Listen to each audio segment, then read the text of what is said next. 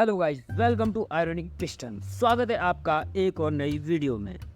तो आज हम एक ऐसी बाइक के बारे में बात करने वाले हैं जो अगर आपको रोड पे कहीं भी दिख जाए तो आप उसको बिना देखे आगे बढ़ ही नहीं सकते, आप उस बाइक को इग्नोर कर ही नहीं सकते। जी हाँ दोस्तों, मैं बात कर रहा हूँ KTM 390 एडवेंचर। इस बाइक के बारे में लोग अलग अलग चीज़ें सोचते हैं। कुछ लोग इसको ओवर प्राइस कहते हैं, जैसे मैंने भी अपनी एक पिछली वीडियो में इसको ओवर प्राइस कहा था। तो आज हम यही देखेंगे कि KTM ड्यूक एडवेंचर जो है, क्या वो सच में ओवर प्राइस है या वो एक वैल्यू फॉर मनी मशीन है। तो आज हम बात करने वाले हैं इस बाइक के पूरे फीचर्स के बारे में। मैं एक्सप्लेन करूंगा आपको इस बाइक का एक एक फीचर, वो भी डिटेल में। तो बने रहिए मेरे साथ। तो देखते हैं कि आखिर में हम किस नतीजे में पहुंचते हैं। क्या ये बाइक एक्चुअल में ओवर प्राइस्ड है या फिर वैल्यू फॉर मनी है। सबसे पहले बात करते हैं इसके इंजन के बारे में। तो गाइस, इसमें आपको 373.27 सीसी का BS6 single cylinder 4 volt TOHC liquid cool engine मिलता है।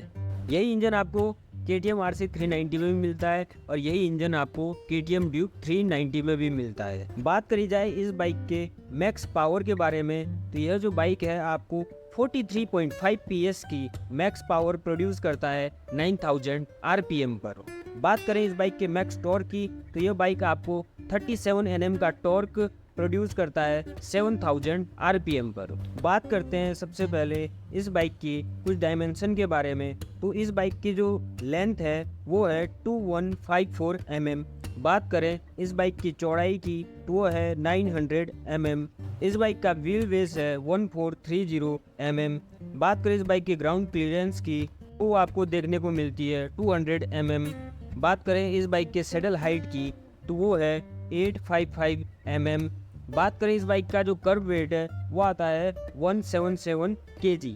अब बात करते हैं इस बाइक के फ्रंट सस्पेंशन के बारे में। तो इस बाइक का जो फ्रंट सस्पेंशन है वो है WP Apex USD open USD फोक सस्पेंशन फ्रंट में है और WP Apex मोनोशॉक्स 10 step adjustable rear में सस्पेंशन आपको देखने को मिलता है। बात करें इस बाइक के फ्रेम के बारे में, तो इसमें स्प्लिट ट्रेलिस फ्रेम देखने को मिलती है। तो गाइस, ये तो थी बेसिक इन्फॉर्मेशन जो आपको गूगल करोगे तो वहाँ भी मिल ही जाएगी।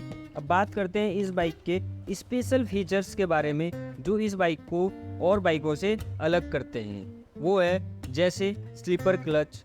इस बाइक में आपको स्लीपर क्लच देखने को मिलता है। अब सबसे पहले आपको ये समझना होगा कि स्लीपर क्लच होता क्या है। तो गाइस, स्लीपर क्लच क्या होता है कि जैसे आप बाइक को चलाते हो, आपने फर्स्ट गियर से बाइक को उठाया और उसके बाद सेकंड, थर्ड, फोर्थ, फिफ्थ आप गियर चेंज करते हो। लेकिन जब आप गियर चेंज करते हो अदर्स बाइक में, तो आपको क्लच खींच के गियर चेंज करने पड़ते हैं, गियर शिफ्ट करने पड़ते हैं। लेकिन अगर आपके इसमें स्लीपर क्लच है तो आपको क्लच खींचने की ज़रूरत नहीं है। एक बार जब आपने बाइक को फर्स्ट गियर में उठा दिया, उसके बाद आप सेकंड, थर्ड, फोर्थ कोई सा भी गियर लगाओ, आपको उसके लिए क्लच का यूज़ करने की आवश्यकता नहीं पड़ती है। इस को स्लीपर क्लच कहते हैं। स्लीपर क्लच आपको अपाची RTR 200 में भी देखने को मिलता है। उसके अलावा और किसी बाइक में स्लीपर क्लच की सुविधा नहीं आती है। तो एक ये फीचर इस बाइक को और बाइकों से अलग करता है। बाकी इस बाइक में आपको राइड बाई वायर देखने को मिलता है। अब राइड बाई वायर क्या होता है दोस्तों? राइड बाई वायर में जैसे कि हमारी नॉर्मल बाइक्स में हम देखते हैं कि उसमें एक्सीलेटर के साथ एक केबल कनेक्ट होता है, एक वायर कनेक्ट होती है जो सीधा कनेक्ट होता है इंजन में बटरफ्लाई वाल्व से। तो जैसे हम एक्सीलेटर देते हैं तो वो बटरफ्लाई वाल्व को खोल देता है एक्सीलेटर के हिसाब से, जिसमें एयर फ्यूल मिक्सचर जो है वो इंजन में प्रवेश करता है और इंजन पावर प्रोड्यूस करता है। तो जितना ज़्यादा हम थ्रोटल देंगे उतनी ज़्यादा पावर प्रोड्यूस होगी और बाइक उस हिसाब से स्पीड पकड़ेगी। लेकिन जो ये वाली टेक्नोलॉजी है राइड बाई वायर, इसमें ऐसा नहीं होता है। इसमें जो है कोई केबल नहीं होता है, ये इलेक्ट्रॉनिक्स के तौर पे काम करता है। इसमें जब हम थ्रोटल देते हैं तो थ्रोटल का जो सिग्नल है सबसे पहले जाता है ECU में। जी हाँ, ECU में जाता है। ECU क्या होता है? ECU एक तरह से देखा जाए तो बाइक का ब्रेन होता है। मतलब बाइक की जितनी भी कमांड है पहले ECU में जाती है, उसके बाद अलग अलग जगह जाती है, चाहे वो ट्रैक्शन कंट्रोल की हो, चाहे इस टाइप की कोई भी हो, पहले जाती हो ECU में, फिर ECU डिटेल इकट्ठी करता है कहाँ की, कि बाइक किस स्पीड में है और कौन से गियर में, फिर उस हिसाब से वो आगे बटरफ्लाई जो वॉल्व है वहाँ तक इन्फॉर्मेशन भेजता है, और जितनी बाइक को, जितने पावर की बाइक को ज़रूरत होती है, सिर्फ उतना ही बटरफ्लाई वॉल्व को खोलता है और एयर फ्यूल मिक्सचर उतना ही इंजन में जाता है, और बाइक को सिर्फ उतनी पावर मिलती है जितनी उस बाइक को उस वक्त ज़रूरत होती है, एक्स्ट्रा पावर नहीं मिलती है। तो इसे कहते हैं हम राइड बाई वायर टेक्नोलॉजी। इस टेक्नोलॉजी का फ़ायदा क्या है, इसमें एक तो इंजन को अच्छी फ्यूल इफिशिएंसी मिलती है, और बाइक की जो परफॉर्मेंस है वो स्मूथ रहती है, आपको एकदम एक्सीलेटर के साथ झटके नहीं लगते हैं।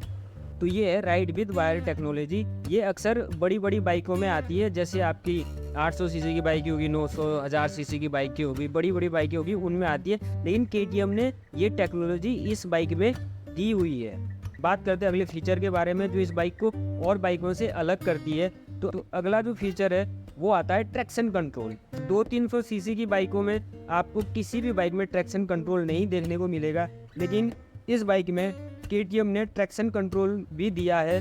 तो पहले तो आप ये समझिए ट्रैक्शन कंट्रोल होता क्या है। तो गाइस ट्रैक्शन कंट्रोल ये होता है कि जैसे आपने बाइक को एक्सीलेट किया, आप एक्सीलेट कर रहे हो, चल रहे हो, चलते चलते आपके पीछे वाला टायर हल्का सा स्कीड हुआ, आपकी गाड़ी गिरी नहीं है, बस स्कीड हुआ, और आपके दोनों टायरों की जो RPM है, मतलब जो ट्रेवल है वो अलग अलग होगी। मतलब सपोज करो आप बाइक चला रहे हो और आपका जो टायर, फ्रंट जो टायर है वो 1 सेकेंड में 1000 बार घूम रहा है, और पिछला टायर स्किड होने के बाद 1 सेकेंड में 1200 पे है, तो इसको हल्का सा पावर कट करके इसको 1000 में पहुंचाएगा, और उसके बाद इसमें पावर प्रोड्यूस करेगा। मतलब दोनों टायरों का जो ट्रेवल है वो सेम रखता है, उसको कहते हैं ट्रैक्शन कंट्रोल, ताकि आपकी बाइक स्किड ना हो और गिरने के खतरे कम रहे।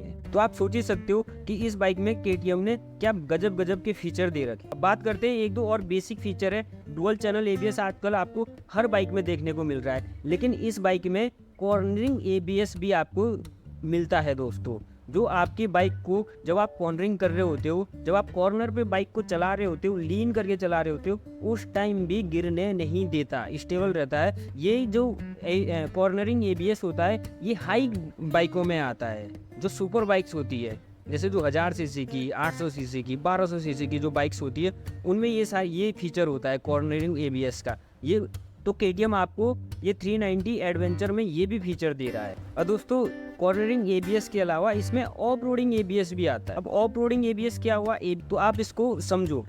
अक्सर क्या होता है बाइक्स में ABS दिया जाता है, लेकिन जब आप उसमें ऑफ रोडिंग मोड पे जाते हो तो ABS बंद हो जाता है, लेकिन इसमें ऐसा नहीं होता है।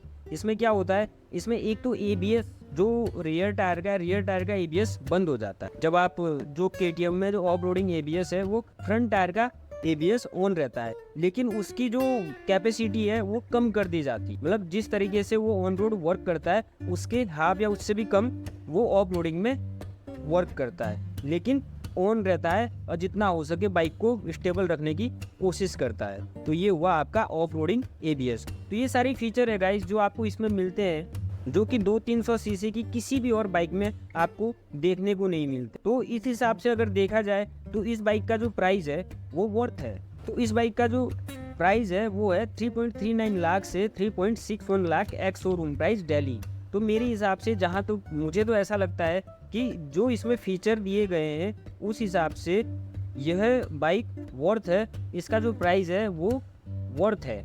लेकिन ये हर किसी को महंगा लग सकता है, क्योंकि ये डिपेंड करता है आपके पर्पस के लिए। अगर आप सिर्फ ऑफिस जाने के लिए बाइक ले रहे हैं तो ये बाइक आपके लिए नहीं बनी है। अगर आप सिटी में चलाने के लिए बाइक ले रहे हैं तो ये बाइक आपके लिए नहीं बनी है। लेकिन अगर आप लॉन्ग रूट और साथ में ऑफ रोडिंग दोनों ही करना चाहते हैं, ये एडवेंचर टूरर है गाइस। तो इस बाइक की जो कैटेगरी है दोस्तों वो एडवेंचर टूरर है। ये बाइक सिर्फ वही लोग लेंगे जिनका बाइक चलाना एक पैशन है, जो मतलब लॉन्ग टूर के लिए बाइक ले रहे हैं, जो ऑफ रोडिंग के लिए बाइक ले रहे हैं, और जिन्होंने लंबे टूर बाइक से मारने हैं, कहीं बहुत दूर जाना है। जैसे इसमें एक प्लस पॉइंट और इसका TFT डिस्प्ले, इसमें 5 इंच का डिस्प्ले, कलर डिस्प्ले आपको देखने को मिलता है, जो कि बहुत ही सुंदर लगता है। आप अपना फ़ोन कनेक्ट कर सकते हो इसके साथ, आप नेविगेशन भी ला सकते हो इसके साथ। अगर आप जैसे आपने अपना फ़ोन कनेक्ट कर रखा है, तो फिर आप क्या कहते हैं, अपने फ़ोन से इसके जो लेफ्ट हैंड बार में जो जॉयस्टिक दी हुई है 4, उससे आप इसको कंट्रोल कर सकते हो डिस्प्ले को।